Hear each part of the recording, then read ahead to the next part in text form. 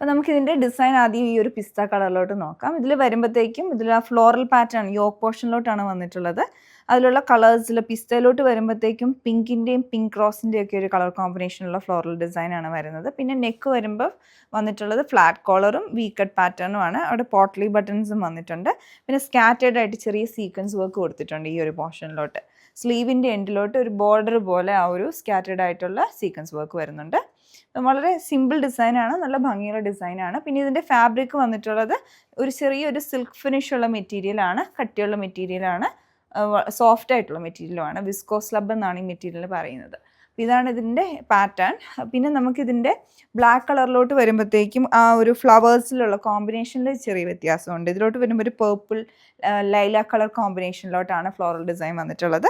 ബാക്കി പാറ്റേൺ എല്ലാം നമ്മൾ നേരത്തെ കണ്ട സെയിം ഡിസൈൻ തന്നെ വരുന്നുണ്ട്. വൺ സൈഡ് ഇതിൻ്റെ പോക്കറ്റും കൊടുത്തിട്ടുണ്ട് കേട്ടോ. അപ്പം ഈ ഒരു പാറ്റേൺ ആണ് ഇതിൽ വന്നിട്ടുള്ളത്. നിങ്ങൾക്ക് പർച്ചേസ് ചെയ്യണമെങ്കിൽ ഞങ്ങളുടെ വെബ്സൈറ്റ് ത്രൂ ഓർഡർ പ്ലേസ് ചെയ്യാവുന്നതാണ്. Thanks for watching.